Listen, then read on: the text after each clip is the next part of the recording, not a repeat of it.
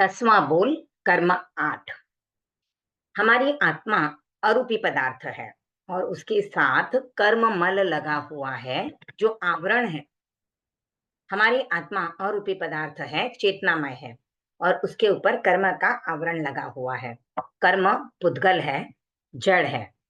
इन कर्म परमाणुओं को कर्म दल कहते हैं। इन कर्म के परमाणुओं को कर्म दल कहते हैं। आत्मा पर राग द्वेष रूपी चिकनाहट और योग रूपी चंचलता होने के कारण कर्म परमाणु आत्मा के साथ आकर चिपक जाते हैं। और ये कर्म परमाणु आत्मा के साथ कब से चिपके हैं ये कोई नहीं बता सकता, क्योंकि जीव और कर्म का अपश्चानुपूर्वितया संबंध है। यानी आत्मा और कर्म अनादि काल से एक दूसरे के साथ चिपके हुए हैं। क्योंकि यहाँ पर क्वेश्चन ये आता है कि अगर कर्म पहले आए कहोगे तो कर्म जो है वो किए बगैर होते नहीं, तो जीव के बगैर कर्म करेगा कौन? और अगर हम कहें कि पहले जीव आया तो जीव जो है बिना कर्म के संसार में नहीं रह सकता, बिना कर्मों के जीव संसार में रह नहीं सकता। इसके लिए जीव और कर्म अलग अलग अस्तित्व में आए ऐसा हम कह नहीं सकते। तो इसके लिए कहा जाता है जीव और कर्म का अनादि काल से संबंध बना हुआ है। यह संबंध जो है वह प्रवाह की दृष्टि से अनादिकाल से है, लेकिन व्यक्ति रूप से अगर हम देखें तो क्योंकि जीव मुक्त भी होते हैं तो वहां पर यह कर्मों का प्रवाह सादी और शांत हो सकता है, क्योंकि कर्मों को क्षय किए बगैर जीव मुक्त नहीं हो सकता। तो कर्मों का जो बंध है वो क्षीण हो जाता है, क्षय हो जाता है, सभी कर्म क्षय हो जाते हैं, उसके बाद जीव सिद्ध बुद्ध मुक्त हो जाता है। अब आत्मा को जो कर्म लगते हैं वे क्यों लगते हैं? क्योंकि आत्मा 5 आश्रव का सेवन करती है, मिथ्यात्व, अव्रत, प्रमाद, कषाय और योग। इन कारणों से आत्मा कर्म वर्गणा को ग्रहण करती है और इनको ही कर्म कहा जाता है। कर्म वर्गणा अत्यंत सूक्ष्म रज कह सकते हो, सूक्ष्म मिट्टी है जिसे सिर्फ सर्वज्ञ या अवधि ज्ञानी ही जान सकते हैं। अवधि ज्ञानी भी इस दृष्टि से जान सकते हैं क्योंकि कर्म मल जो है या कर्म की जो अत्यंत सूक्ष्म रज है वह रूपी है, इसलिए उसको जाना जा सकता है। कर्म कितने होते हैं? 8। 8 ही क्यों है कर्म? ज्यादा क्यों नहीं है? कोई बता पाएगा? कर्म 10 क्यों नहीं है? कर्म 12 क्यों नहीं है? कर्म 6 क्यों नहीं है? कौन बता पाएगा? चलिए। मैं ट्राई करना चाहूंगी आंटी जी। हाँ आत्मा बोलिए। के 8 गुण हैं जिनको हाँ। आवृत करते हैं ये कर्म। वो गुण 8 है, इसीलिए कर्म भी 8 है। बराबर, वेरी गुड ओम आराम। देखिए कर्म की परिभाषा क्या है कि हमारी जो शुभ या अशुभ प्रवृत्ति होती है उससे कर्म पुद्गल, जो पुद्गल है हमारी आत्मा के आके चिपक जाते हैं। वे जब चिपकते हैं तो वे 4 प्रकार के कार्य करते हैं। या तो वे हमारे जो गुण हैं उनको आवृत करते हैं, या फिर विकृत करते हैं, या फिर शुभाशुभ का संयोग देते हैं, या उसको अवरोध पैदा करते हैं। तो कर्मों के 4 कार्य हैं: आवरण, विकार, अवरोध और शुभाशुभ का संयोग। तो ये 4 प्रकार के कार्य किए जाते हैं। तो वो किस लिए किए जाते हैं? क्योंकि हमारी आत्मा की मूल गुण है 8। आप पंचपद वंदना बोलते हो, नमो सिद्धाणम के पद में ये 8 ही गुण आते हैं: केवल ज्ञान, केवल दर्शन, असंवेदन, आत्मरमण, अटल अवगाहन, अमूर्ति, अगुरु और निरंतराय। तो इन 8 गुणों को ये कर्म आके या तो आवृत करते हैं, या विकृत करते हैं, या अवरोध पैदा करते हैं, या शुभाशुभ का संयोग करते हैं। तो ऐसे जो पुद्गल होते हैं उनको कर्म कहा जाता है। अब कौन से कर्म आवृत करते हैं, कौन से विकृत करते हैं, कौन से अवरोध पैदा करते हैं और कौन से शुभाशुभ का संयोग देते हैं, ये हम समझेंगे। ज्ञानावर्णीय और दर्शनावर्णीय आके हमारे गुणों को आवृत करते हैं। कौन से गुणों को? केवल ज्ञान और केवल दर्शन को। उसके बाद विकृत करने वाला कर्म है मोहनीय कर्म। ये आकर हमारी सम्यक श्रद्धा को विकृत कर देता है, हमारी सम्यक श्रद्धा को विकृत करता है। इसके लिए हम सही तरीके से सोच नहीं पाते हैं, चीजों को गलत समझते हैं और आचरण में नहीं ला पाते हैं। अवरोध पैदा करने का कार्य करता है अंतराय कर्म। यानी हमें कोई वस्तु प्राप्त होने वाली होती है, वह अंतराय कर्म की वजह से नहीं मिलती है, अवरोध आ जाता है और हमें उस चीज की प्राप्ति नहीं होती है, या हम उस वस्तु का उपभोग नहीं कर पाते। बहुत बार हम लोग देखते हैं बहुत अमीर इंसान है, लेकिन वह अच्छे से खाना नहीं खा सकता, उसको डायबिटीज़ की बीमारी है या फिर ब्लड प्रेशर हो जाता है या फिर उसको खाना पचता नहीं है, तो ये उसके अंतराय कर्म बाँधे हुए रहते हैं। उसके बाद है शुभाशुभ का संयोग। तो शुभाशुभ का संयोग जो है, वह 4 अघाती कर्मों का होता है। तो ये 4 अघाती कर्म जो होते हैं, वो या तो शुभ रूप में परिणाम देते हैं या अशुभ रूप में परिणाम देते हैं। तो ये हम समझें कि घाती कर्म जो हैं, उनमें आवरण, विकार और अवरोध पैदा होता है और अघाती कर्मों में शुभाशुभ का संयोग पैदा होता है। आत्मा के 8 गुणों को ये 8 कर्म कैसे आवृत, विकृत या अवरोध पैदा करते हैं, ये हम जानेंगे। तो आत्मा का पहला गुण है केवल ज्ञान। तो केवल ज्ञान को आवृत करने वाला कर्म है ज्ञानावरणीय कर्म। आत्मा का दूसरा गुण है केवल दर्शन। तो उसको आवृत करने वाला कर्म है दर्शनावरणीय कर्म। आत्मा का तीसरा गुण है आत्मिक सुख। आत्मिक सुख यानी वह सुख जो एक बार प्राप्त हो जाए, उसके बाद वह वापस कभी जाता नहीं है। इसे क्षयिक सुख भी कहा जाता है, यह शाश्वत सुख है और इसी सुख को प्राप्त करना यानी मोक्ष को प्राप्त करना है। वरना संसारी आत्माएं जो होती हैं, उनके सुख आता है तो सुख के बाद तो दुख भी आता है, तो वह शाश्वत सुख नहीं होता है। तो यह आत्मिक सुख का जो गुण है, इसको रोकने वाले पुद्गलों का नाम है वेदनीय कर्म। आत्मा का चौथा गुण है सम्यक श्रद्धा। इसको रोकने वाले पुद्गलों का नाम है या विकृत करने वाले पुद्गलों का नाम है मोहनीय कर्म। आत्मा का पांचवा गुण है अटल अवगाहन, यानी इसमें शरीर छोटा बड़ा लंबा इस तरह से नहीं होता है, एक ही अवगाहना रहती है। तो इस शाश्वत स्थिरता को रोकने वाले पुद्गलों का नाम है आयुष्य कर्म। आत्मा का छठा गुण है अमूर्तिकपन, यानी जिसमें स्पर्श रस गंध वर्ण नहीं होता है, अरूपी हो जाती है, आत्मा अपने स्वरूप में अवस्थित हो जाती है। तो इसको रोकने वाले पुद्गलों का नाम है नाम कर्म। नाम कर्म के उदय से शरीर मिलता है और जो शरीर ही जहाँ पे नहीं होता है, तो वह आत्मा अमूर्त रूप में आ जाती है। शरीर के योग से ही अमूर्त आत्मा हमें मूर्त प्रतीत होने लगती है।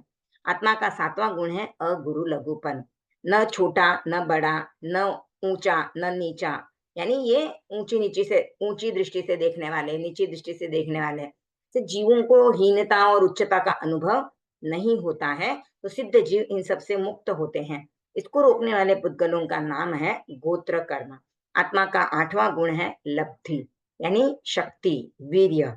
इसको रोकने वाले पुद्गलों का नाम है अंतराय कर्म।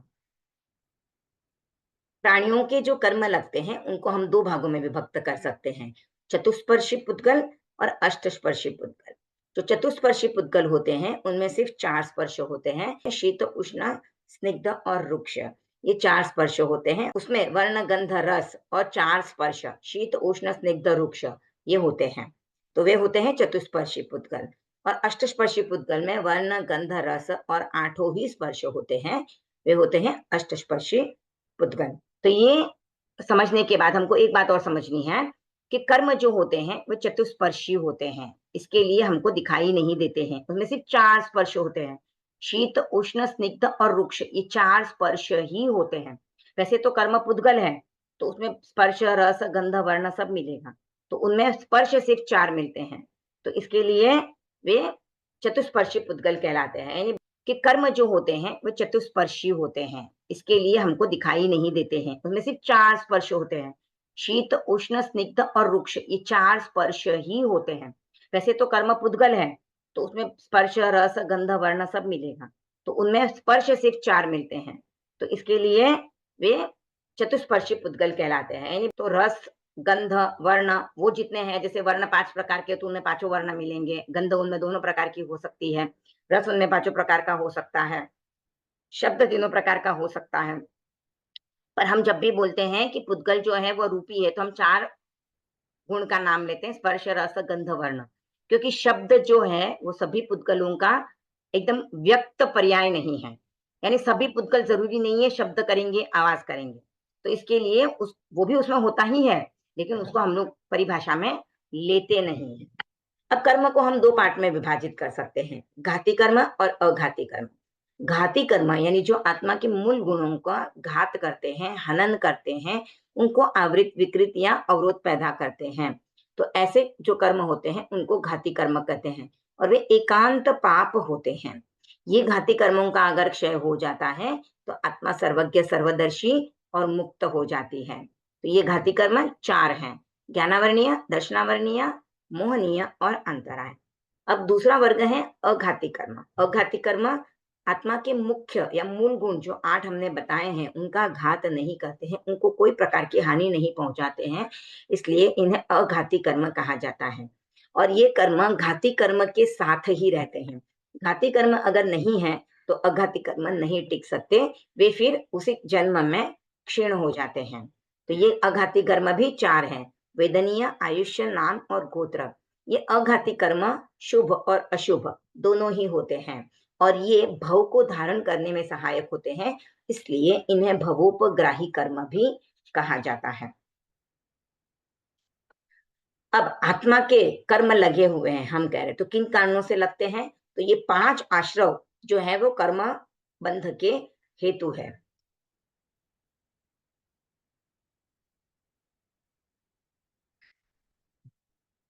आत्मा के कर्म बंध के हेतु है 5 आश्रव। तो ये 5 आश्रव जो हमने कह दिए, ये इन जनरल हम कह देते हैं, लेकिन सामान्य जो जीव है वह इन 5 आश्रमों को कैसे समझे, तो इसके लिए कर्म बंध के कारणों के बारे में भी बताया गया है, जो इजीली समझ में आ जाता है कि इस वजह से मेरे इस कर्म का बंध हो सकता है और अगर ऐसे काम मैं ना करूं तो मैं इस कर्म बंध से, प्रकार के कर्म के बंधन से बच सकता हूं। तो समझ में आता है कि अगर मैं इस प्रकार के कार्य न करूं तो मैं इस कर्म के बंधन से बच सकता हूं। तो 8 कर्मों के ऐसे बंधन के कारण बताए गए हैं, उनमें ज्ञानावरणीय कर्म के 6 कारण बताए गए हैं। तो वे कारण हैं ज्ञान प्रत्यनिकता, यानी ज्ञान या ज्ञानी से प्रतिकूलता रखना।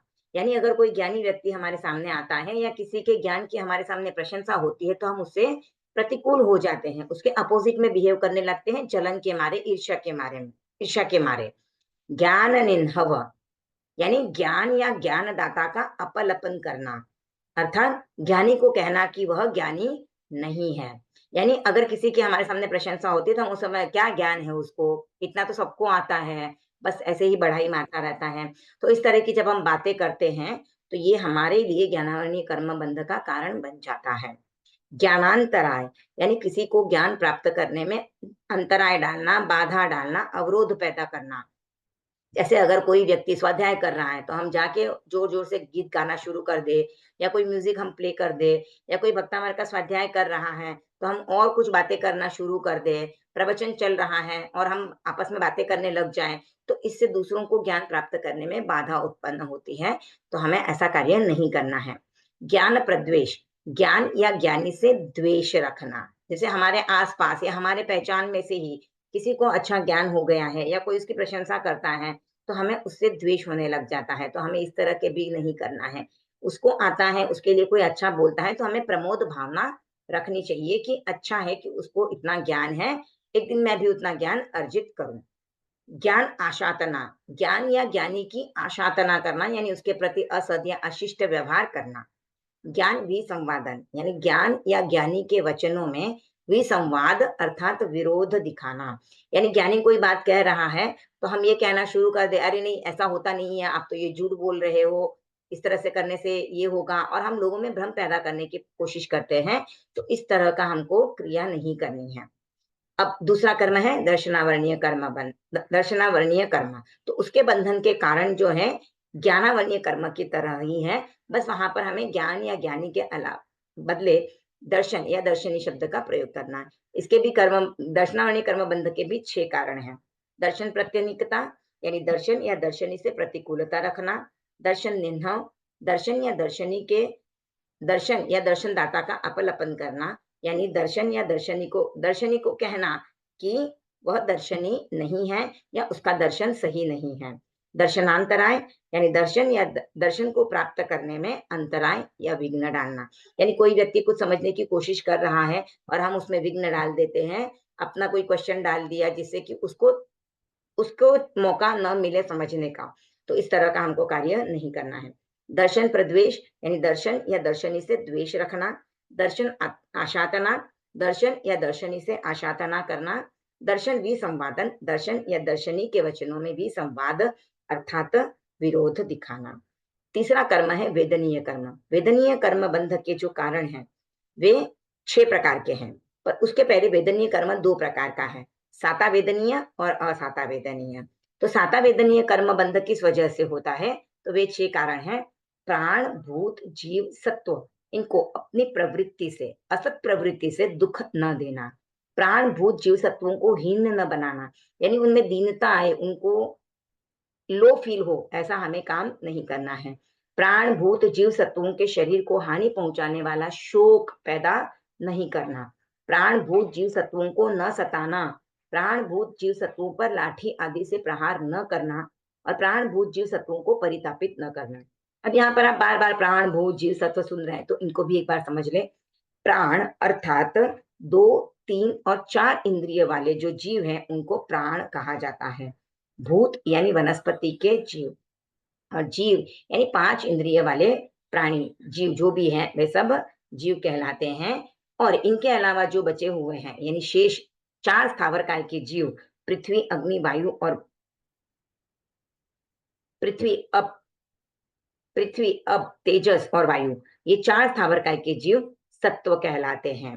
तो इन ऑल अगर हम समझे तो एकेंद्रिय से लेकर पंचेंद्रिय तक के जीवों को किसी भी प्रकार का हम कष्ट पहुंचाते हैं, उनको त्रास देते हैं, उनको शोक पैदा करते हैं, उनको भय पैदा करते हैं, तो उससे हमारे असाता वेदनीय कर्म का बंध होता है। और अगर हम ऐसा कोई कार्य नहीं करते हैं तो हमारे साता वेदनीय कर्म का बंध होता है। तो अगर हम ऐसा कोई कार्य नहीं करते हैं तो हमें सुख की अनुभूति देने वाले कर्मों का बंध होता है और लाइफ में हमें दुख नहीं मिलता है। और अगर हम इस तरह के कोई कार्य करते हैं तो हमारे असाता वेदनीय कर्म का बंध होके हमें भी उस तरह की वेदना, त्रास सहन करना पड़ सकता है। तो हम बचें इस तरह की कोई भी प्रवृत्ति करने से। चौथा कर्म है मोहनीय कर्म। उसके बंध के कारण बताए गए हैं तीव्र क्रोध, तीव्र मान, तीव्र माया, तीव्र लोभ, यानी तीव्र कषाय से हम बचें। साथ ही तीव्र दर्शन मोह, तीव्र चारित्र मोह और तीव्र मिथ्यात्व से हमारे मोहनीय कर्म का बंध होता है। अब जो कषाय हैं उनको उत्तेजना देने वाले 9 कषाय हैं, जो कषाय की तरह होते हैं, कषाय नहीं है पर वे कषाय को उत्तेजना देते हैं, कषाय को बढ़ावा देते हैं। हास्य, रति, अरति, भय, शोक, जुगुप्सा, स्त्री वेद, पुरुष वेद और वेद नपुंसक वेद, ये 9 कषाय हैं। तो इन 9 कषाय भी ये तीव्र जब होते हैं तब मोहनीय कर्म का बंध होता है। पांचवा कर्म है आयुष्य कर्म। उसके कर्म बंध के कारण है, तो आयुष्य कर्म जो है 4 भागों में विभक्त है, नरक आयुष्य, तिर्यंच आयुष्य, मनुष्य आयुष्य, देव आयुष्य। तो इसमें प्रत्येक आयुष्य कर्म बंध के 4-4 कारण बताए गए हैं। नरक आयुष्य बंध के 4 कारण हैं, महाआरंभ, महापरिग्रह, पंचेंद्रिय वध और मांसाहार। महाआरंभ यानी जहां पर जीवों की महान हिंसा होती है, ऐसे बिजनेस जहां पर अग्नि का महान आरंभ होता है या फिर पानी का महान आरंभ होता है, तालाबों को सुखाया जाता है, वृक्षों को काटा जाता है। तो ऐसे जब उद्योग करते हैं या ऐसी कोई प्रवृत्ति होती है, जैसे शादी ब्याह में महान आरंभ होता है, क्योंकि इतनी सारी वनस्पतिकाय के जीवों की हिंसा की जाती है, इतने सारे अपकाय के जीवों की हिंसा होती है, तो ऐसा महा आरंभ करने से नरक आयुष्य के बंध का कारण बन जाता है। महापरिग्रह यानी बहुत बड़े रूप में परिग्रह रखना, परिग्रह के प्रति तीव्र आसक्ति रखना, जैसे मम्मन सेठ का उदाहरण आता है। मम्मन सेठ जो है उसके वह रात्रि में लकड़ी काटने का काम कर रहा था। तो राजा श्रेणिक और चेलना रानी ने जब देखा तो रानी चेलना ने कहा कि राजन, अपने राज्य में ऐसा भी व्यक्ति है जिसको रात में या इतनी ठिठुरती हुई सर्दी में जाके लकड़ी काटनी पड़ रही है, तो ये हमारे लिए शर्म की बात है। तो राजा श्रेणिक ने उसको बुलाया और उससे कहा कि तुम्हारी क्या आवश्यकता है जो तुम इतने ठिठुरती हुई सर्दी में भी लकड़ी काटने का काम कर रहे हो। तो उसने कहा कि राजा, मेरे पास एक बैल है और मुझे उसकी जोड़ी का दूसरा बैल बनाना है और इसलिए मैं ये कर रहा हूँ। तो राजा ने कहा कि जाओ, हमारे बैल जहां से है वहां से तुम्हें जो चाहिए वैसा बैल तुम ले जाओ। तो उसने कहा कि राजन, मेरे को जैसा बैल चाहिए या जैसे बैल की जोड़ी बनानी है वैसा बैल आपके बैलों में नहीं हो सकता है। आपके आपके जो बैल है उसमें वैसा बैल मुझे नहीं मिल सकता है। तो राजा ने कहा, ऐसा कैसा बैल है तुम्हारे जो नहीं मिल सकता है, चलो हम देखते हैं। और राजा अपने मंत्रियों के साथ अपने राजा वहां पर ममन सेठ के यहाँ पर जाता है उसके बैल को देखने के लिए। तो जैसे ही दरवाजा खोला जाता है रूम का, तो राजा की आंखें चुंधिया जाती है। ओहो, कितना प्रकाश आ रहा है! और अंदर जाके जब देखता है उस बैल को, तो राजा आश्चर्यचकित हो जाता है। वो कहता है, ओहो, इतना हीरे मोतियों से जड़ा हुआ ये बैल है। ऐसा बैल होते हुए भी ये ठिठुरती हुई सर्दी में ऐसा काम कर रहा है, तो इसकी आसक्ति का कोई तोड़ नहीं है। तो राजा ने कहा कि इसकी जो मतलब आसक्ति है, उसका तो कोई भी इलाज नहीं हो सकता है। तो इस प्रकार का जो महापरिग्रह करते हैं, उनके नरक आयु बंध का कारण बन जाता है। पंचेंद्रिय वध जो करते हैं, उनके भी नरक आयुष्य का बंध हो जाता है। मांसाहार करने वालों का भी नरक आयुष्य का बंध हो जाता है। दूसरा आयुष्य है तिर्यंच आयुष्य। उसके बंधन के भी 4 कारण बताए गए हैं। माया करना, गूढ़ माया करना। गूढ़ माया यानी एक कपट को ढकने के लिए दूसरा कपट करना, एक झूठ को छुपाने के लिए और 100 झूठ बोलना। तो इस वजह से तिर्यंच आयुष्य का बंध हो सकता है। असत्य वचन बोलना, कूट तोल माप करना, यानी ज्यादा बोल के कम देना, या फिर जितना बोला है उतना नहीं देना, या मापने में 1 मीटर चाहिए तो 10 सेंटीमीटर कम दे दिया। तो इस तरह के जो कूट तोल माप किए जाते हैं, उससे तिर्यंच आयुष्य का बंध हो जाता है। यहाँ पर मुझे एक घटना याद आ रही है। हमारे तेरापंथ धर्म संघ के विशिष्ट श्रावक थे रूपचंद जी सेठिया। उनके कपड़े की दुकान थी। तो उनका रूल्स था कि वो उनका रेट जो है वो फिक्स रहता था, वो रेट में कोई परिवर्तन नहीं करते थे। तो एक बार उनके यहाँ पे एक गांव का आदमी कपड़ा खरीदने के लिए आया, और उस समय पे शायद ऐसे होगा कि बिजनेस में मंदी चल रही होगी। तो मुनीम जी ने उसको वो भाव कहा, और उसने कहा कि नहीं, मुझे तो इतने में ये कपड़ा चाहिए। तब मुनीम ने सोचा कि चलो इसको कपड़ा इस भाव में दे देते हैं, और उसने उसमें जो कपड़ा देना था उसमें थोड़ा सा कपड़ा कम देके उस आदमी को कपड़ा दे दिया। अब जब सेठ जी के पास वो पैसे देने के लिए पहुंचा, तो सेठ जी ने देखा कि पैसे तो कम है, तो इसको कपड़ा कितना, कपड़ा तो इसको बराबर दिया गया है, मतलब इसने बोला है कि 1 गज कपड़ा चाहिए, तो उसके हिसाब से तो पैसे कम लिए हुए हैं। तो उसको कपड़ा दे के सेठ जी ने उसको विदा कर दिया। अब मुनीम जी को बुला के पूछा, मुनीम जी, इस भाव में ये कपड़ा देना हमको नहीं परवड़ रहा था, तो आपने ये कपड़ा उनको इस भाव में कैसे दे दिया?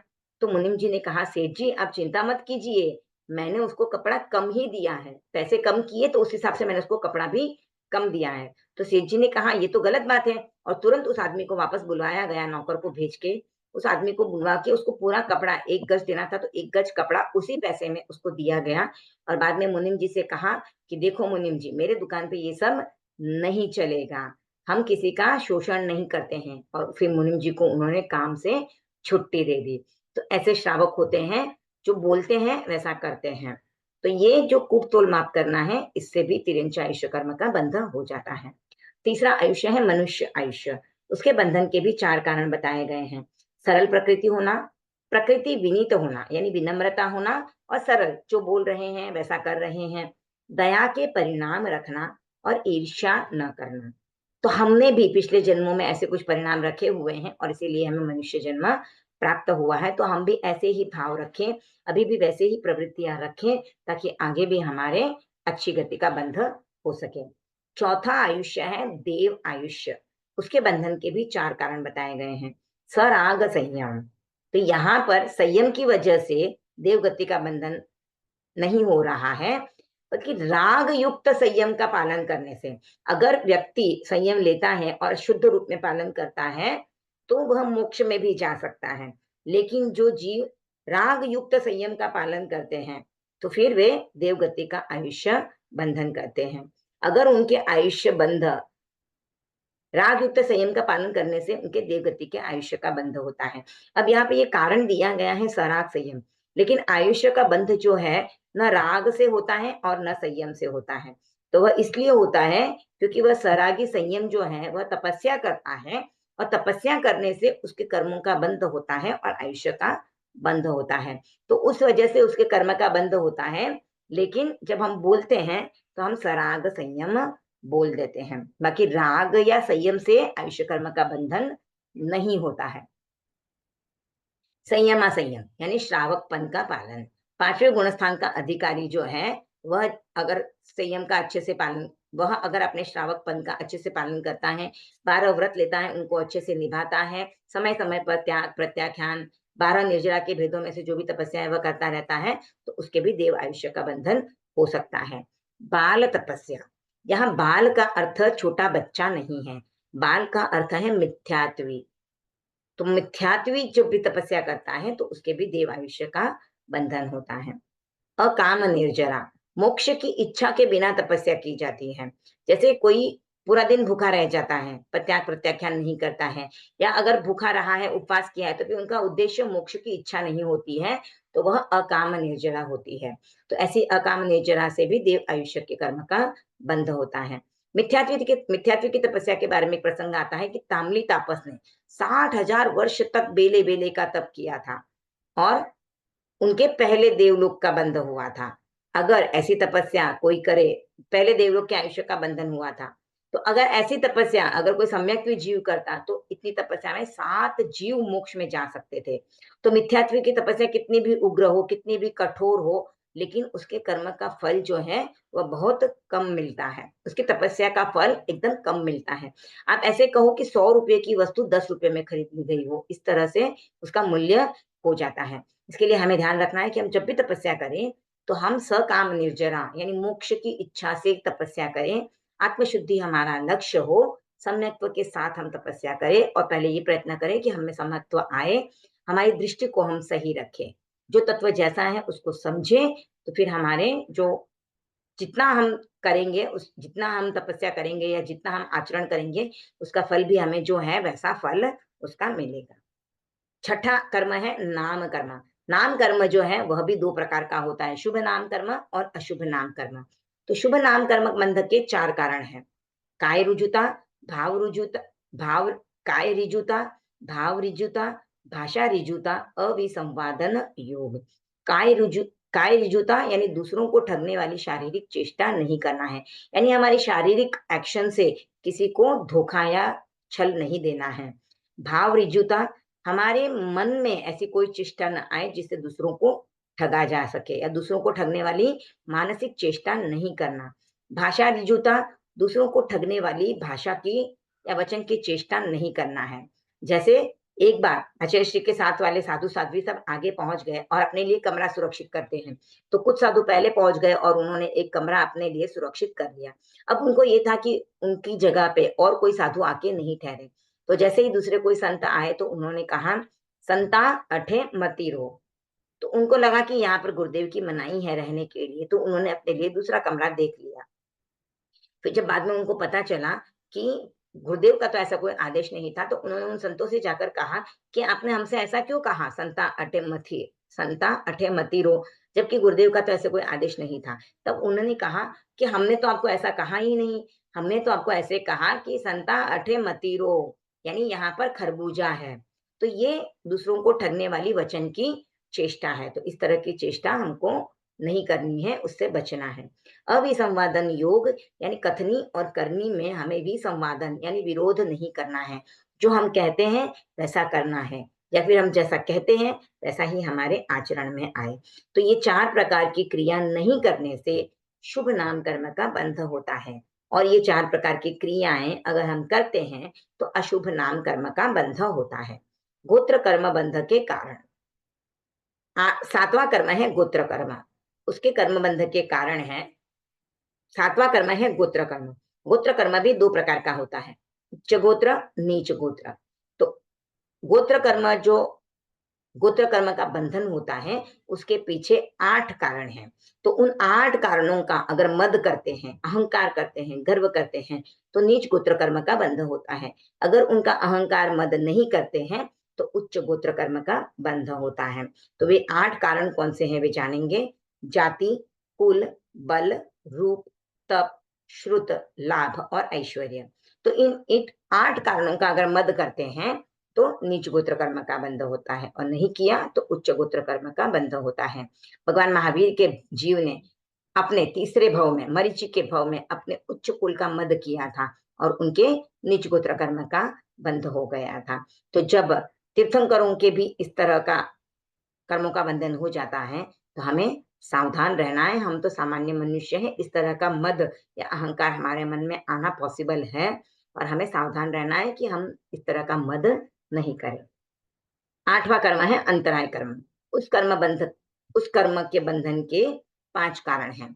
दान, लाभ, भोग, उपभोग और वीर्य, यानी उत्साह या सामर्थ्य। तो इन 5 में बाधा अगर हम डालते हैं किसी के, यानी किसी को दान दे मिल रहा हो और हम उसमें बाधा डालें, किसी को भोग करने को मिल रहा है हम उसको बाधा डालें, किसी को उपभोग में बाधा डालें, या किसी के वीर्य में हम उसको हतोत्साहित कर दें, किसी को कुछ लाभ हो रहा है और हम उसमें अंतराय डाल दें, तो हमारे अंतराय कर्म बंध का कारण बन जाता है। तो इन 5 में बाधा डालना अंतराय कर्म बंध का कारण है। अगर बाधा नहीं डालते हैं तो हमारे अंतराय कर्म का बंधन नहीं होता है। अब यहाँ पे एक क्वेश्चन आता है कि हम जब घर पे खाना बनाते हैं या कोई खाना खा रहा है, किसी को डिजीज है, समझो किसी को डायबिटीज है, तो हम उसको रोकते हैं कि आप मिठाई मत खाओ। तो ये इससे भी अंतराय कर्म का बंध होता है क्या? तो हमें क्या करना चाहिए? हम उनके भोग में हम उनके भोग में अंतराय डाल रहे हैं, वो मिठाई खाने के इच्छुक हैं और हम उनको रोक रहे हैं, तब उन्हें समझाना है हमको। अगर उन्होंने थाली में ले लिया है तो एक बार के लिए हमें शांत रहना है, हमें उनको कुछ भी नहीं कहना है। जब उनका खाना खा के हो जाए उसके बाद हम उनको कहें कि देखिए आपको डायबिटीज है, आपको तकलीफ हो सकती है और हम नहीं चाहते कि आपकी तकलीफ बढ़े, तो इसलिए आप मीठा खाना छोड़ दीजिए। हमें बार-बार आपको कहना अच्छा नहीं लगता है, तो हम इस तरह से उनको समझा सकते हैं। तो ये 8 ही कर्म और उनके कर्म बंध के कारणों को हमने समझा, और इससे हमें हमारे सामने ये बात क्लियर हो जाती है कि हम कौन से कार्य करें जिससे कि हमारे अच्छे कर्मों का बंध हो, और कौन से कार्यों से हम बचें कि जिससे हमारे बुरे कर्म का बंधन न हो, या बुरे अशुभ कर्म पुद्गल हमारे आत्मा के साथ आकर ना चिपके। अगर हम ऐसा कहते हैं कि कर्म का संबंध अनादि काल से है, और अगर हम कार्बन शरीर को नहीं मानते हैं, तो सूक्ष्म आत्माएं भी इसी लोक में विद्यमान हैं। तो अगर बिना कोई कार्य किए या संसारी आत्मा के कर्म नहीं लगे, फिर भी कर्म पुद्गल आकर चिपक जाए, तो फिर तो फिर से मुक्त आत्माओं के भी कर्म लग जाएंगे। लेकिन जब तक कषाय और योग की प्रवृत्ति नहीं होती है, तब तक कर्मों का संबंध आकर आत्मा से नहीं होता है। तो इसीलिए जो आत्माओं के पहले से ही कर्म मल लगा हुआ है, उन्हीं के कर्म पुद्गल आकर चिपक जाते हैं या संबंध करते हैं, अन्यथा नहीं। तो जो मुक्त आत्माएं होती हैं उनके आसपास भी कर्म पुद्गल फैले हुए होते हैं, लेकिन उन आत्माओं से कर्म पुद्गल अपना संबंध स्थापित नहीं कर सकते, क्योंकि उनमें कषाय और योग रूपी प्रवृत्ति नहीं होती है। अब ये जो 8 कर्म है, इनके कार्य क्या है, क्या होता है? तो हमें 2 चीजें समझनी है। एक होता है उदय में आना, और एक होता है क्षयोपशम या उपशम होना। ये 2 चीजें हमारे समझ में आती है तो हमारे लिए ईज़ी हो जाता है। उदय में आता है मतलब वो कर्म क्या करता है, हमारे उस गुण को आवृत कर देता है या विकृत कर देता है। यानी वह हमारी जो क्षमता है उसको हम उपयोग में नहीं ला सकते। यानी ज्ञानावरणीय कर्म जो है, तो हम ज्ञान कर सकते हैं। लेकिन अगर ज्ञानावरणीय कर्म का उदय हो गया तो हमें ज्ञान प्राप्ति में बाधा आएगी, हमारा ज्ञान आवृत रहेगा, हम उसको प्रकट नहीं कर पाएँगे। तो ये चीजें होती हैं। और जब क्षय उपशम या क्षयोपशम होता है, क्षय होता है मतलब पूरी तरह से वह ज्ञानावरणीय कर्म विलय हो गया, तो अब हमारा पूरा ज्ञान प्रकट हो गया, यानी केवल ज्ञान प्रकट हो गया। अगर उपशम किया है तो मतलब मैंने क्या किया है, उसकी सत्ता को मैंने खत्म नहीं किया है, लेकिन उसका जो फल देने का परिणाम था उसको मैंने दबा दिया है। तो अब वो मुझे फल नहीं दे रहा है, यानी वो अपना फल नहीं दे पा रहा है। तो ये उपशम सिर्फ मोहनीय कर्म का होता है और किसी का नहीं होता है। क्षय जो है वो 8 ही कर्मों का हो सकता है। और क्षयोपशम एक ऐसी वस्तु है, या एक ऐसी टर्मिनोलॉजी है जैन दर्शन की, कि क्षय प्लस उपशम से बना है। यानी हम जब भी प्रवृत्ति करते हैं तो कुछ कर्मों का क्षय करते हैं, कुछ कर्मों को उपशम करते हैं, तो ऐसा मिलके वो क्षयोपशम होता है। और क्षयोपशम जो है वो चारों ही घाती कर्मों का होता है, उनका ही हो सकता है। अघाती कर्मों का क्षयोपशम नहीं हो सकता। अघाती कर्मों का सीधा क्षय ही होता है, और वो क्षय जब आत्मा सिद्ध बुद्ध मुक्त बनती है उस समय पे ही होता है। उसके पहले तो वो सिर्फ भोगे जाते हैं, और वो सिर्फ इस भव को ग्रहण करने के लिए, जो भव में हम हैं, जिस गति में हैं, उसको धारण करने में सहायक रहते हैं, इसलिए उनको भवोपग्राही कर्म भी कहा जाता है। अब ज्ञानावरणीय कर्म का काम क्या है? आंख की पट्टी के समान। किसी के आंख पे अगर पट्टी बांध दो तो क्या होता है, उसको देखने में रुकावट आ जाती है, वो सामने देख नहीं पाता क्या है, चलेगा तो कैसे चलेगा, उसको डिफिकल्टी आएगी। तो सेम हमारे साथ होता है, जब ज्ञानावरणीय कर्म हमारा उदय होता है तो हमें जानने में रुकावट आती है। मैं कुछ पढ़ना चाहूँ, कुछ समझना चाहूँ, मुझे चीजें समझ में नहीं आती है। दर्शनावरणीय कर्म जो है वो प्रतिहारी के समान है, प्रहरी के समान भी कह सकते हो, वॉचमैन के समान भी कह सकते हो। बुक में लिखा है प्रतिहारी, तो हमको प्रतिहारी लिखना है, तो प्रतिहारी के समान है। जैसे मैं किसी राजा के यहाँ पे मिलने जाऊं तो वहां पर जो वॉचमैन, जो द्वारपाल रहते हैं, वो मुझे रोक देते हैं, क्यों जाना है। तो इसी तरह दर्शनावरणीय कर्म भी हमें किसी से मिलने में बाधा उत्पन्न करता है। किसी से मिलने में मतलब वही हमें जानने में बाधा उत्पन्न करता है, समझने में बाधा उत्पन्न करता है, देखने में बाधा उत्पन्न करता है। ज्ञान और दर्शन हमने जैसे समझा है, ज्ञान यानी विशेष ज्ञान है और दर्शन यानी सामान्य अवबोध है। इनमें ज्यादा डिफरेंस नहीं है। सामान्य अवबोध होते ही ज्ञान आ जाता है। तो जानना और देखना ये एक तरह का सिमिलर है, एक के पीछे एक हो जाते हैं कार्य। उसके बाद है वेदनीय कर्म। वेदनीय कर्म मधुलिप्त तलवार की धार के समान है, यानी तलवार पे शहद लगा हुआ है और हम उसको खाने की कोशिश कर रहे हैं। तो हम जब खाएंगे तो शहद का मीठा स्वाद तो आएगा, लेकिन तलवार से हमारी जीभ भी कट सकती है। तो जब हम भोगों का उपभोग करते हैं तो हमको सुख मिलता है, ऐसा हमको लगता है, पर सुख के बाद दुख भी आता ही है। तो ये वेदनीय कर्म है। मोहनीय कर्म है मद्यपान के समान, यानी कोई व्यक्ति अगर शराब पी ले तो क्या होगा, उसको होश नहीं रहता है, वो क्या कर रहा है उसको पता नहीं है, कोई अच्छा काम नहीं कर पाता है वो उस समय पे। तो मोहनीय कर्म का जब उदय होता है तो उस समय पे भी जीवों की तत्व श्रद्धा विपरीत हो जाती है। यानी कोई कहेगा उपवास करना है तो वो कहेगा पागल हो गया क्या, कौन भूखे रह के खुद को तकलीफ में डालेगा, खाने पीने को मिल रहा है, आराम से खाओ पियो ऐश करो घूमो फिरो। तो मोहनीय कर्म की वजह से जीव जो है विषय भोगों में आसक्त रहता है और संयम में पराक्रम नहीं कर पाता है, यानी वह त्याग नहीं कर पाता है, संयम नहीं कर पाता है। तो हम सोचते हैं त्याग संयम करना कितना आसान है, लेकिन हर किसी के लिए संभव नहीं है त्याग करना, संयम करना। हमें हमारा मोहनीय कर्म का उतना क्षयोपशम है, इसलिए हम इजीली त्याग और संयम कर पाते हैं। जैसे अभी मैंने आपको 1 घंटे के त्याग करवाए, आप लोगों में से सबने लिए या ये नहीं मुझे पता नहीं है। समझो किसी ने एक ने नहीं लिए हैं, तो मतलब उनके मोहनीय कर्म का उतना क्षयोपशम नहीं हुआ है, इसके लिए वो त्याग नहीं कर पाए। क्यों? क्यों नहीं कर पाए? क्योंकि उनकी आसक्ति है, अरे मुझे प्यास लग गई तो, पता नहीं मुझे 10 मिनट में ही प्यास लग जाए, तो वो त्याग नहीं करते हैं। पर सबको पता है हम यहाँ पे बैठे तो उठ के पानी पीने नहीं वाले हैं। तो ये पता होते हुए भी जब जीव त्याग नहीं कर पाता है तो वो मोहनीय कर्म का उदय होता है। पांचवा है आयुष्य कर्म। आयुष्य कर्म बेड़ी के समान है, जिसको खोड़ा भी कहा जाता है।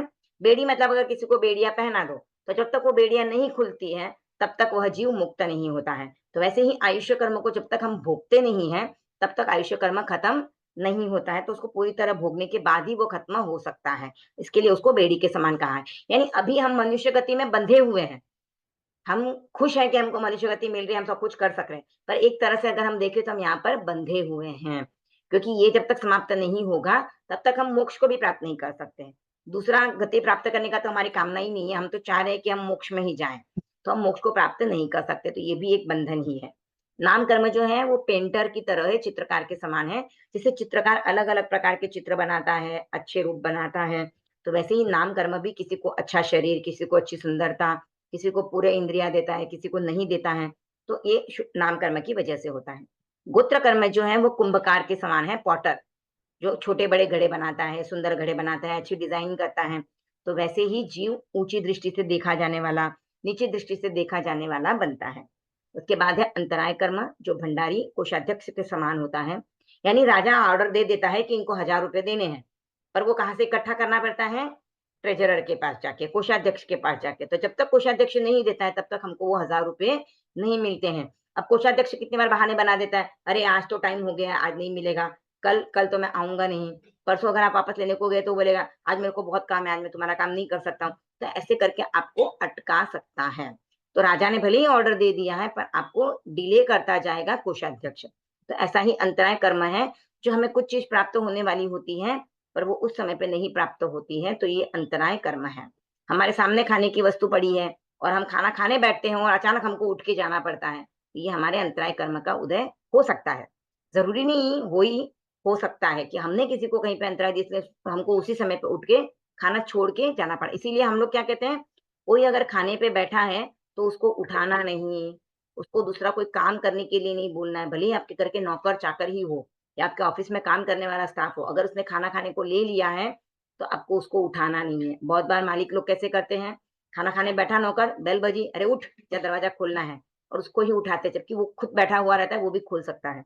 पर नहीं करता है क्योंकि हम उसको पे करते हैं ना, तो हमको एक वो सुपीरियॉरिटी की फीलिंग आती है कि हम मालिक हैं, तो हम उनको बोल देते हैं या मेड होती है, कोई भी हमारे नीचे जो काम करने वाले हैं, उनसे अगर हम इस तरह का बिहेवियर करते हैं, तो हमको खुद को ध्यान रखना है कि हमको इस तरह का कार्य नहीं करना है, क्योंकि ये एक तरह से हम अंतराय कर्म का बंध कर रहे हैं। भले ही सूक्ष्म रूप में है, थोड़ा ही होगा आपको, ऐसा नहीं कि आपको बहुत बड़े अंतराय आने वाली है। पर ऐसे थोड़ा-थोड़ा करते-करते बहुत अंतराय कर्म संचित हो जाते हैं, तो हमको इससे भी सावधान रहना है। तो ये आठों कर्म और उनके कार्य हैं। तो इसके लिए ये 8 कार्य अगर आप समझ लेते हो, तो आपको ईज़ी हो जाता है। जैसे बहुत बार एग्ज़ाम्पल देते हैं, अगर समझो कोई पढ़ रहा है और हम जाके उसको हम अपना गाना शुरू कर देंगे, मोबाइल में वीडियोज़ देखना शुरू कर दिए, तो वो पढ़ नहीं पाता है, उसको डिस्टर्बेंस होता है। तो यहाँ पर भी हम ज्ञानावर्णीय कर्म का अर्जन कर लेते हैं। हमारे ज्ञानावर्णीय कर्म का बंद हो जाता है क्योंकि हमने किसी को ज्ञान प्राप्त करने में बाधा डाल दी। तो ये भी हमको ध्यान रखना है, कोई पढ़ रहा है, कोई स्वाध्याय कर रहा है, उस समय पे उनको डिस्टर्ब नहीं करना है। या तो पहले उनसे पूछ लीजिए, अलाउ कर मतलब कि अब ये काम है तो तू कर पाएगा क्या? अगर वो स्वेच्छा से करते हैं उठ के, तो अलग बात है। लेकिन आपने पूछा नहीं, डायरेक्टली उनको बोल दिया, तो ये किस प्रकार से हम कर्मों का अर्जन रोक सकते हैं? किस तरह से उसका अल्पीकरण कर सकते हैं? किस तरह से कम लगे, ये हम ट्राई कर सकेंगे, तो ये हमें इनके कार्यों से समझ में आ जाता है। अब यहाँ पर कुछ क्वेश्चन जो हैं, वो आते हैं कि आत्मा अमूर्त है और कर्म मूर्त है, क्योंकि कर्म रूपी है और आत्मा अरूपी है। तो फिर अमूर्त आत्मा का मूर्त कर्म के साथ कैसे बंधन हो सकता है? उन दोनों में कैसे संयोग हो जाता है? तो इसको हम समझे कि कर्म जो है आत्मा के साथ अनादिकाल से चिपके हुए हैं, यानी संसारी आत्मा जो है, वो कभी भी कर्म रहित तो होती नहीं है। और जब भी उसमें स्पंदन होता है, तो वह कार्बन शरीर में स्पंदन होता है और जो कर्म पुद्गल आकर चिपकते हैं, वे उस मूर्त कर्म कर्म शरीर से आकर चिपकते हैं। आत्मा से डायरेक्ट संबंध नहीं होता है, बल्कि कर्म युक्त आत्मा से कर्म आके चिपकते हैं। तो ये अमूर्त का मूर्त के साथ संबंध नहीं है, मूर्त का मूर्त के साथ ही संबंध है। ये मूर्त का मूर्त के साथ ही संबंध होता है।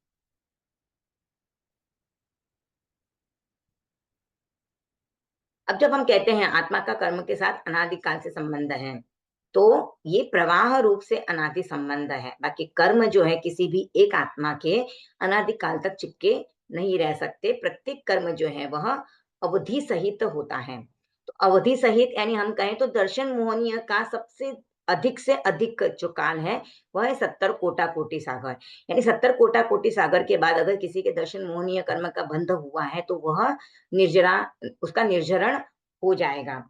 तो प्रवाह रूप से यानी निरंतर कर्म लगते रहते हैं, झड़ते रहते हैं, पर लगना निरंतर चालू है, इसलिए हम कहते हैं प्रवाह रूप से आत्मा और कर्म का संबंध अनादि है।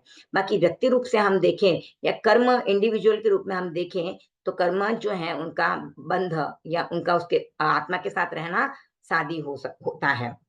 उसका आदि भी होता है और उसका अंत भी होता है, पर प्रवाह रूप से हम उसको अनादि कह देते हैं। संसारी आत्माओं के कर्म बंध का कारण विद्यमान होता है कार्बन शरीर और इसीलिए उसके कर्म का संबंध आ जाता है। अब जब वे कर्म आकर आत्म प्रदेशों से चिपकते हैं, तो ऐसे अगर वे संसार में फैले हुए हैं कर्म पुद्गल, तो उसमें फल देने की शक्ति नहीं है। पर जब वे कर्म पुद्गल आकर आत्म प्रदेशों से चिपक जाते हैं, तो उनमें फल देने की शक्ति आ जाती है और फिर वे उनका समय पूरा होने पर अपना फल देकर आत्मा से अलग हो जाते हैं।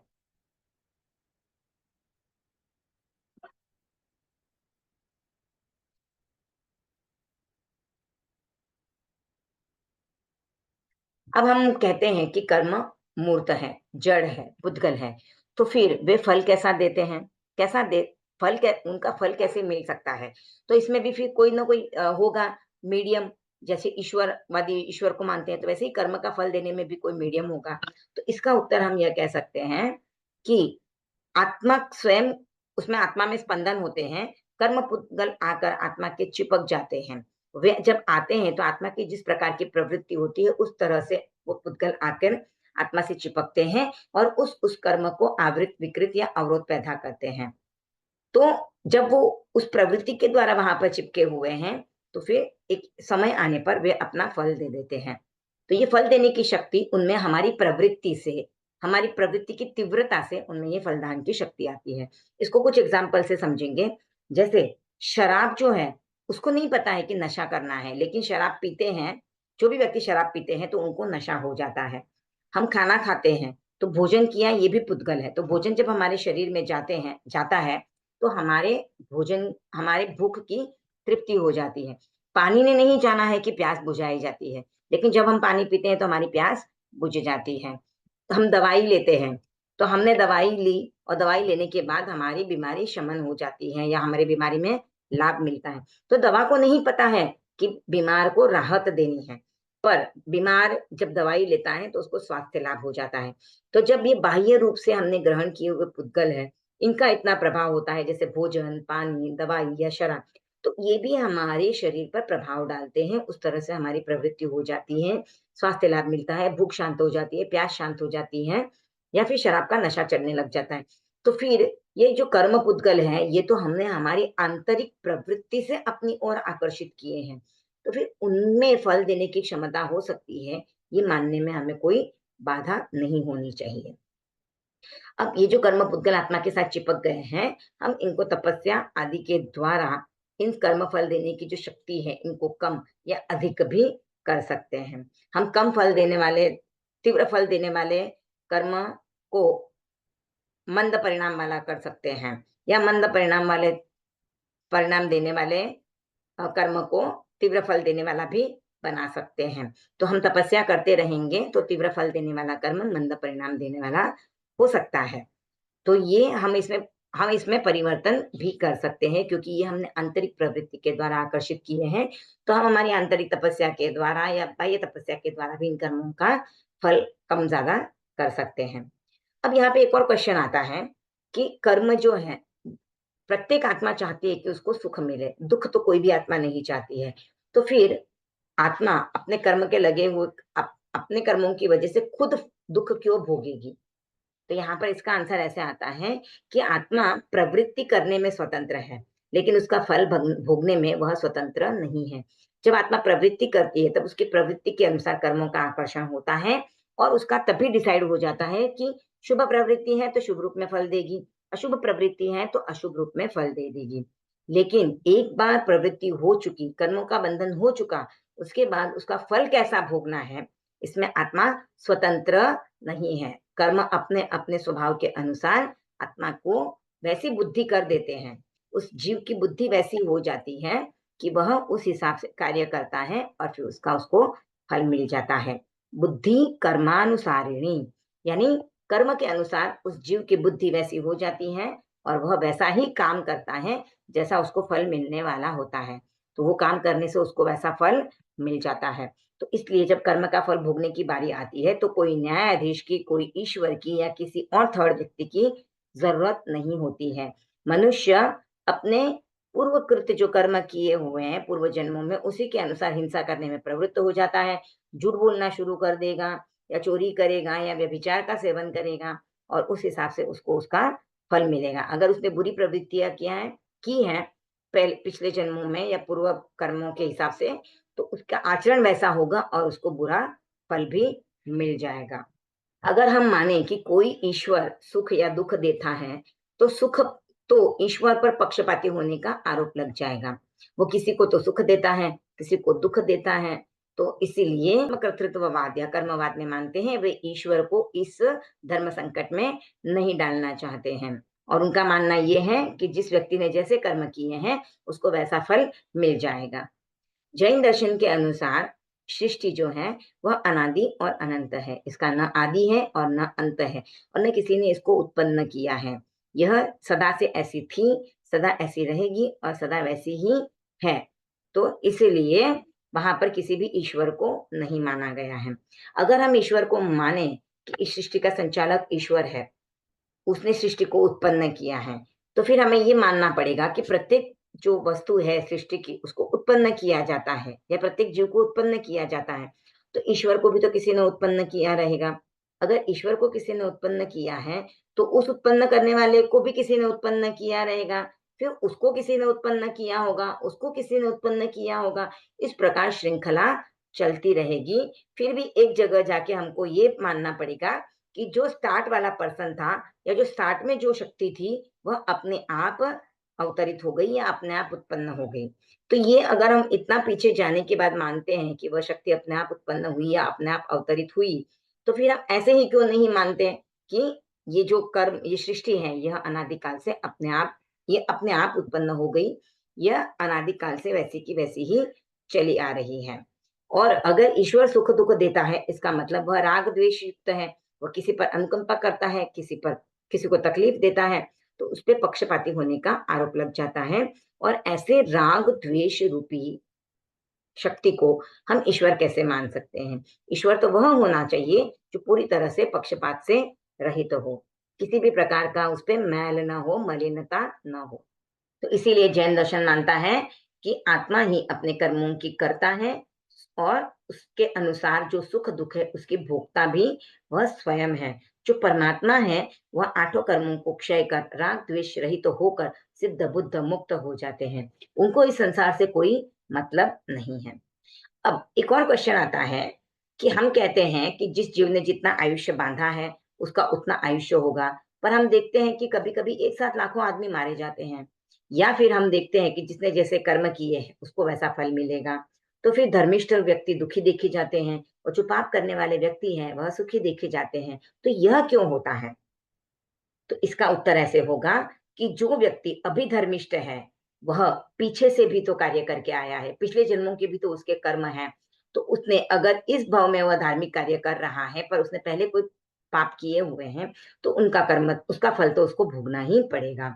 तो धार्मिक होते हुए भी वह दुख भोग रहा है, वह अपने पूर्वकृत कर्मों के कारण। अभी वह धार्मिक प्रवृत्ति में है, धार्मिक है, धर्म की आचरण कर रहा है, किसी को दुख नहीं पहुंचा रहा है, कोई पापकारी कर्म नहीं कर रहा है, तो उसका फल भी उसको अच्छा उसके अगले भवों में या अगले आयुष्य में मिल सकता है। जो पापी हैं वो इस जन्म में भले ही पाप कर रहे हैं, लेकिन पूर्व भव में उन्होंने अच्छे काम किए होंगे, उनके पुण्य कर्म उतनी पुण्याई संचित होगी, तो इसलिए वो अभी पाप करते हुए भी अच्छा लाइफ जी रहे हैं, सुख का लाइफ जी रहे हैं। और जो आकस्मिक घटनाएं, दुर्घटनाएं होती हैं, उनके बारे में हम कहें कि एक साथ लाखों मनुष्य जो मरते हैं, उसके पीछे बंद की 10 अवस्थाओं में से उदीर्णा, आयुष्य कर्म की उदीर्णा का हाथ होता है। उदीर्णा का अर्थ होता है नियत काल से उदय में आने वाले कर्म को, जो बाद में उदय में आने वाला है, उसको विशेष प्रयत्न काल के द्वारा उस नियत काल से पूर्व ही उदय में लाकर भोग लेना। तो जो जो भी आकस्मिक घटनाएं होती हैं, उसमें उदीर्णा का मुख्य हाथ होता है। जो परिस्थिति है वह भी एक प्रकार से कर्म का फल ही है। तो जिसने जैसे कर्म किए हुए होते हैं, वैसे ही उसकी अवस्था में उसको अपना जीवन बिताना पड़ता है।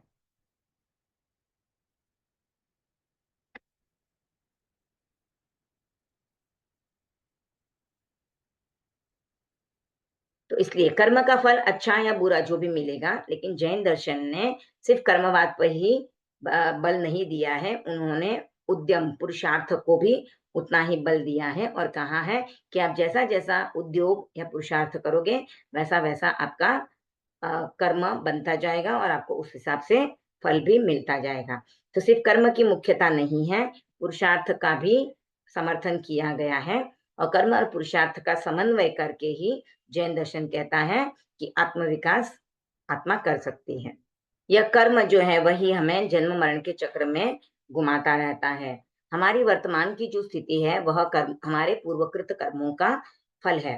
पर अगर हमें जीवन में कुछ कार्य करना है, तो हमें अपनी अभिलाषाओं की पूर्ति के लिए या अपने किसी उद्देश्य को पूर्ण करने के लिए हमें किसी शक्तिशाली सत्ता का दरवाजा खटखटाने की जरूरत नहीं है। हमें आत्मोत्थान करना है, पापों का नाश करना है, तो हमें किसी के सामने दया की भीख मांगने की भी जरूरत नहीं है, रोने गिड़गिड़ाने की भी जरूरत नहीं है। क्योंकि जैन दर्शन मानता है कि सभी आत्माएं समान हैं, तो हम किसी के सामने रोए नहीं, गिड़गिड़ाए नहीं। सभी आत्मा में एक सी शक्तियां विद्यमान हैं, लेकिन चेतन जगत जो है वहां पर ये जो भेदभाव दिखाई देता है, वह कर्मों की वजह से दिखाई देता है। तो जिसके जैसे कर्म बंधन किए हुए हैं, जिसने कर्म बंधन किए, उस प्रकार से उसकी आत्मिक शक्तियां जो हैं उतनी अधिक विकसित या कम विकसित हो सकती है।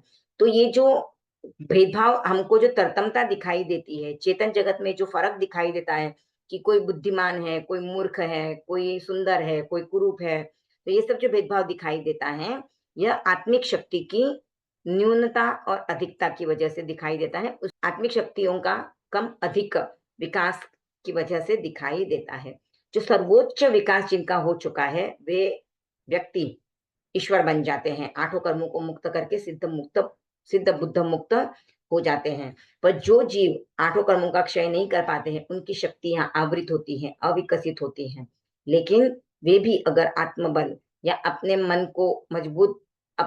मनोबल को मजबूत कर ले, तो वे कर्म का आवरण दूर कर सकते हैं और इन शक्तियों का विकास करके वे भी ईश्वर बन सकते हैं। तो प्रत्येक आत्मा प्रयत्न विशेष से परमात्मा बन सकती है, ऐसा जैन दर्शन का मानना है।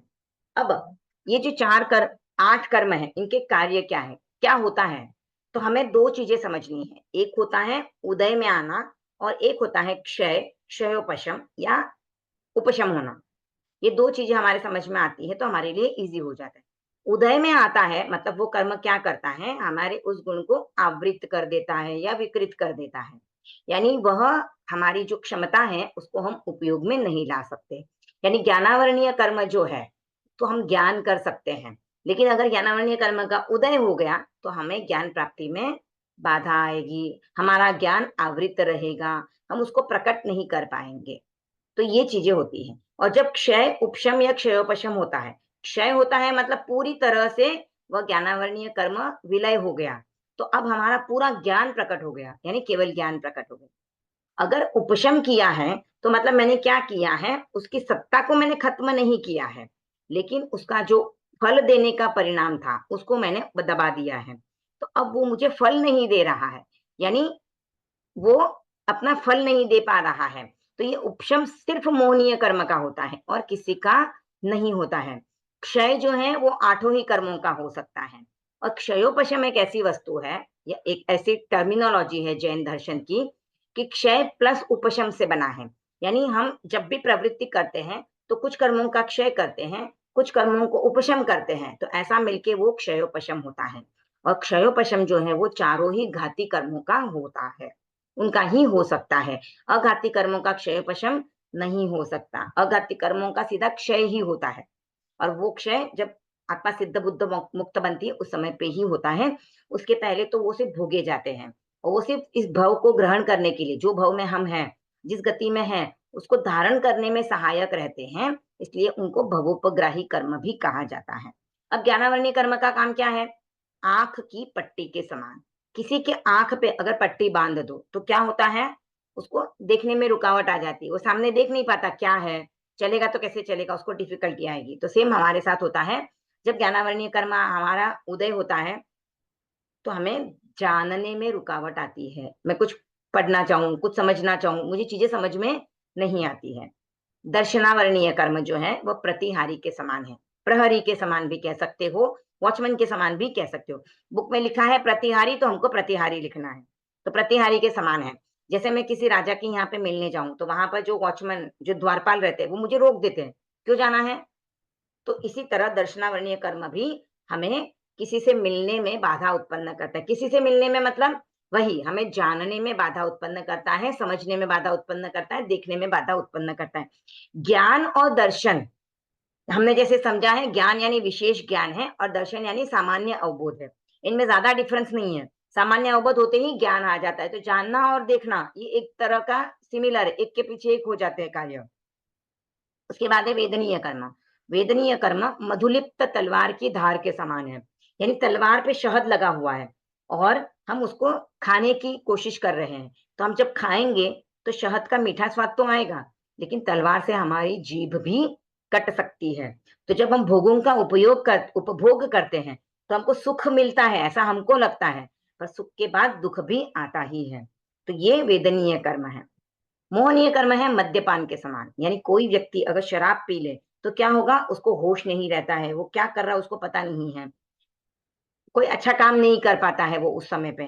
तो मोहनीय कर्म का जब उदय होता है तो उस समय पे भी जीवों की तत्व श्रद्धा विपरीत हो जाती है।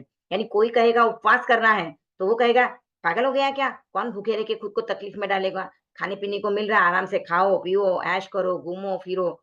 तो मद मोहनीय कर्म की वजह से जीव जो है विषय भोगों में आसक्त रहता है और संयम में पराक्रम नहीं कर पाता है। यानी वह त्याग नहीं कर पाता है, संयम नहीं कर पाता है। तो हम सोचते हैं त्याग संयम करना कितना आसान है, लेकिन हर किसी के लिए संभव नहीं है त्याग करना, संयम करना।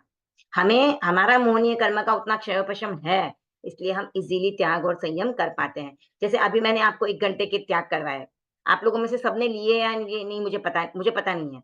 समझो किसी ने एक ने नहीं लिए हैं, तो मतलब उनके मोहनीय कर्म का उतना क्षयोपशम नहीं हुआ है, इसके लिए वो त्याग नहीं कर पाए।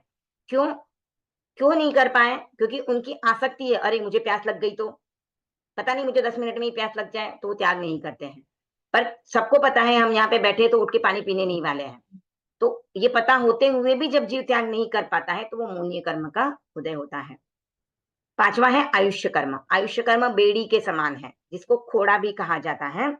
बेड़ी मतलब अगर किसी को बेड़ियाँ पहना दो, तो जब तक वो बेड़ियाँ नहीं खुलती हैं, तब तक वह जीव मुक्त नहीं होता है। तो वैसे ही आयुष्य कर्म को जब तक हम भोगते नहीं हैं, तब तक आयुष्य कर्म खत्म नहीं होता है, तो उसको पूरी तरह भोगने के बाद ही वो खत्म हो सकता है। इसके लिए उसको बेड़ी के समान कहा है। यानी अभी हम मनुष्य गति में बंधे हुए हैं। हम खुश हैं कि हमको मनुष्य गति मिल रही है, हम सब कुछ कर सक रहे हैं। पर एक तरह से अगर हम देखें तो हम यहाँ पर बंधे हुए हैं, क्योंकि ये जब तक समाप्त नहीं होगा, तब तक हम मोक्ष को भी प्राप्त नहीं कर सकते हैं। दूसरा गति प्राप्त करने का तो हमारी कामना ही नहीं है, हम तो चाह रहे हैं कि हम मोक्ष में ही जाएँ, तो हम मोक्ष को प्राप्त नहीं कर सकते, तो ये भी एक बंधन ही है।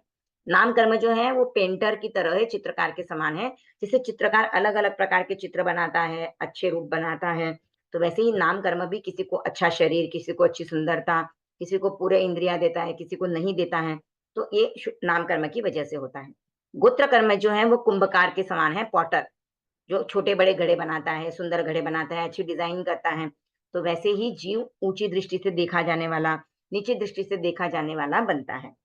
उसके बाद है अंतराय कर्म जो भंडारी कोषाध्यक्ष के समान होता है, यानी राजा ऑर्डर दे देता है कि इनको ₹1000 देने हैं, पर वो कहाँ से इकट्ठा करना पड़ता है?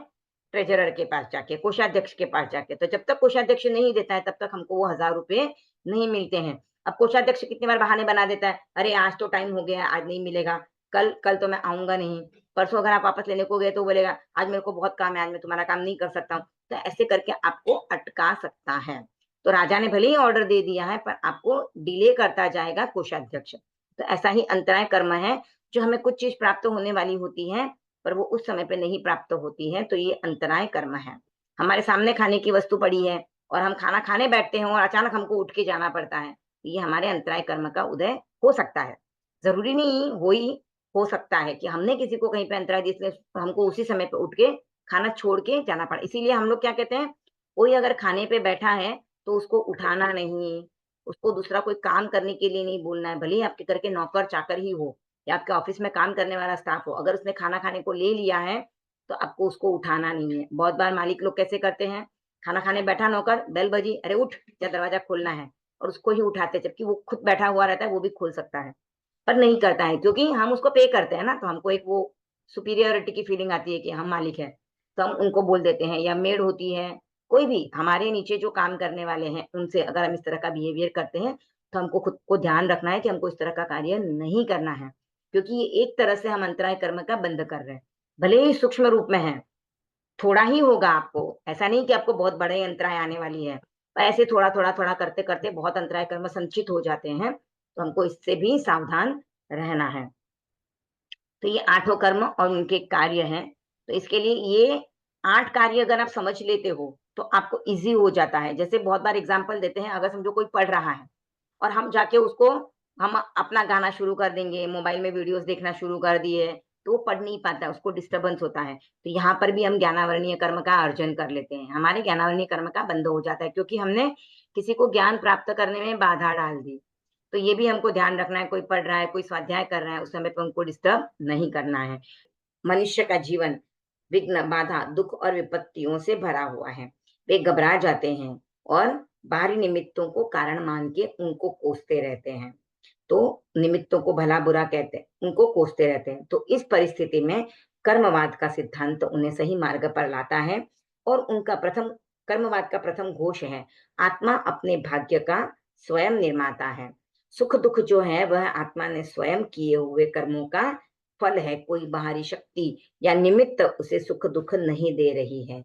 निमित्त सिर्फ उसको निमित्त जो है वह सिर्फ उस सुख दुख को प्रकट करने में सहायक बन सकते हैं, पर वे निमित्त मूल कारण नहीं है। उपादान कारण, मूल कारण तो स्वयं आत्मा है, क्योंकि आत्मा वैसे कर्म करके यहाँ पर आई है और वैसे कर्मों का उसका फल भुगतना पड़ रहा है। तो ये जब कॉन्सेप्ट क्लियर हो जाता है तो फिर जीव घबराता नहीं है। जब भी उसके सामने ऐसी कोई विषम परिस्थितियां आती हैं तो वह यह समझ लेता है कि यह मेरा ही किया हुआ है, तो मुझे और किसी को दोष नहीं देना है। मैं और किसी को दोष दूंगा, आर्त ध्यान में जाऊंगा या कोसने का काम करूंगा, दुखी होऊंगा, तो और नए कर्मों का बंधन करके मैं और इस जन्म चक्र के चक्कर में और भी अंदर धंसता जाऊंगा। क्योंकि जब तक हमें कर्मवाद का सही अर्थ समझ में नहीं आएगा, तब तक हम इसी तरह से इस जन्म मरण के चक्कर में घूमते रहेंगे।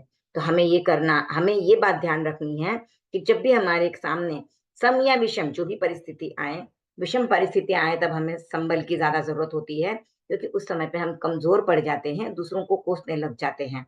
तो उस समय पे हमें समभाव रखना है, खुद को ये बताना है कि ये जो दुख आया है या विषम परिस्थिति आई है, यह मेरी वजह से आई है, मेरी ही आत्मा ने ऐसे कर्म किए हुए हैं। किसी व्यक्ति या किसी वस्तु को हमें जिम्मेदार नहीं ठहराना है।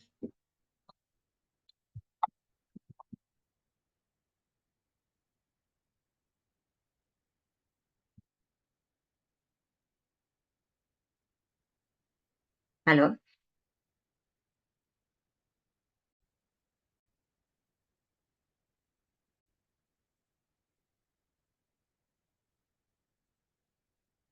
तो अगर हम कर्मवाद को अच्छे से समझते हैं तो विपत्तियों का धैर्य पूर्वक सामना करने की हमें क्षमता आ जाती है।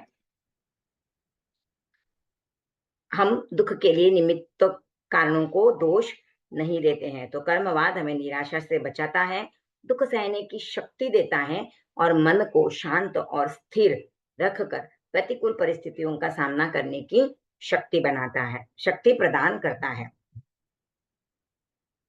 ओम अरहम।